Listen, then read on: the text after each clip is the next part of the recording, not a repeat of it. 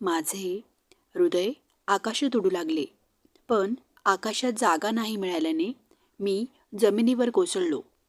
जेव्हा माझ्या कानांनी हा आवाज ऐकला, माझं ऑफिस मागे गेलं. मी स्वतःवर नियंत्रण ठेवलं आणि बाईक थांबवली. तिने हळूच खांद्यावरचा हात सरकवला आणि बॅग पकडली आणि बॅगवरून उतरताना म्हणाली, तुझे खूप खूप आभार की तू मला वेळेवर पोहोचवलेस. इथे माझं ऑफिस आहे. जणू मला माझा जीव माझ्या अंगातून निसटला असं वाटत होतं. माझे स्वप्न भंगले तेव्हा मी मानसी स्टील लिमिटेड कंपनीसमोर उभा होतो. मानसी स्टील हा शहरातील सर्वात मोठा आणि प्रसिद्ध प्लांट होता. मी मानसी स्टीलचे नाव देखील ऐकले होते आणि मी हे देखील ऐकलं होतं की या कंपनीची मालक एक मुलगी आहे. मी सावधपणे विचारलं, तुम्ही या कंपनीत काम करतात का? यावर त्या म्हणाल्या, नाही, माझं नाव मानसी आहे. ही माझी कंपनी आहे. मी या कंपनीची मालकीण आहे. हे ऐकून मला माझ्यावर विश्वासच बसेना की मी इतक्या मोठ्या कंपनीच्या मालकींसमोर उभा आहे. मी म्हणालो, मी तुम्हाला खूप दिवसापासून ओळखत आहे. तुम्ही मानसी स्टीलचे मालक आहे. मी मनात विचार करत होतो, आज मी त्यांच्यासोबत कोणते स्वप्न मिळवत होतो. मी कुठे आहे? मी एक आंबट द्राक्ष आणि मी तिला मिळवण्याचे स्वप्न पाहत होतो. मग तिने तिची छोटी बॅग हँडबॅग उघडली आणि 500च्या 2 नोटा माझ्या हातावर टेकवल्या. मी हात जोडून नाही म्हटलं तरी देखील त्यांनी ते पैसे माझ्या शर्टच्या खिशात ठेवले आणि म्हणाल्या, तुमच्या ऑटोचे डिझेल संपले आहे, भरून घ्या. तेवढ्यात एक व्यक्ती कंपनीच्या गेट उघडून बाहेर आली आणि त्याने मानसीच्या हातातील बॅग घेतली. तीही त्याच्या पाठोपाठ आत गेली. त्यानंतर कंपनीचं गेट बंद झालं. आज संध्याकाळी मी जेवण करून झोपायला गेलो. मी माझ्या कॉटवर गेलो, पण झोप माझ्या डोळ्यापासून कोसो दूर होती. रात्रीचे 2 वाजले होते. कॉटवर पडून मला झोप लागण्याचं नावच घेत नव्हती. मानसीचे प्रेम हे माझ्यासाठी दूरचे स्वप्न होते आणि तिच्यावर प्रेम व्यक्त करण्याची हिंमतसुद्धा माझ्यात नव्हती. पण मनातले प्रेम मी कसे नष्ट करू शकतो याचा विचार करू लागलो. कारण ती तर करोडोंची उलाढाल करणाऱ्या मानसी स्टीलच्या कंपनीची मालकीण होती. आकाशात उंचावण्यासाठी वाऱ्याची दिशा तपासली पाहिजे, कारण तिथे निवारा नसतो. तिथून पडलं तर जमिनीवर पडेल आणि मग हाडेही राहणार नाहीत. मानसी ही माझ्या प्रेमाचा स्वीकार करणारी मुलगी नाही.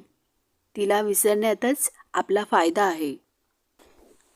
माझी बुद्धी मला समजवण्याचा प्रयत्न करत राहिली, पण माझं मन विसरायला तयार नव्हतं.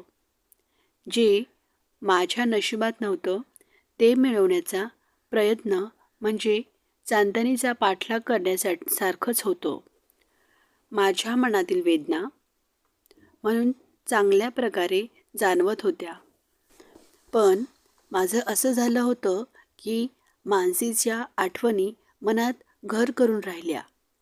रात्रभर झोप माझ्या डोळ्यापासून दूर राहिली. शेवटी पहाटेचे 4 वाजले होते.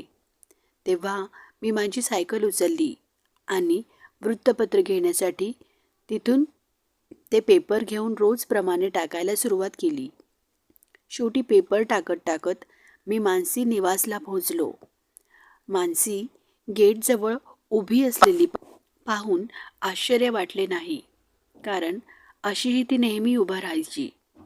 कधीकधी मी जायच्या टायमिंगला गेटवर उभी असायची.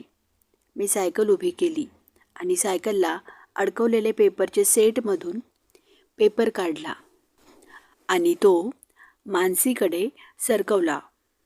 माझ्या हातातून पेपर घेत ती म्हणाली, तुम्ही चहा पिणार का? चला, एक कप चहा घ्या. तुम्ही सकाळी लवकर निघत असेल ना, त्यामुळे तुम्हाला चहाही पिता येत नसेल. यावर मी म्हणालो, होय, पण आता मला उशीर होतोय. मला बाकीचे पेपर प्रत्येकाला वेळेवर पोहोचवायचे आहेत. यावर मानसी मॅडम म्हणाल्या, तुम्हाला कोणत्या दिवशी वेळ मिळेल मग? मी म्हणालो, लवकर पेपर वाटून एक दिवस नक्की. कशाला? आजचं काम संपवून या. आज मला उशीर झाला आहे आणि कॉलेजलाही जायचं आहे. खूप उशीर होईल, म्हणून मी आज येऊ शकणार नाही. ठीक आहे, आपण रविवारी भेटू. रविवारी कॉलेजला सुट्टी असते. ठीक आहे, मी रविवारी तुझी वाट पाहीन.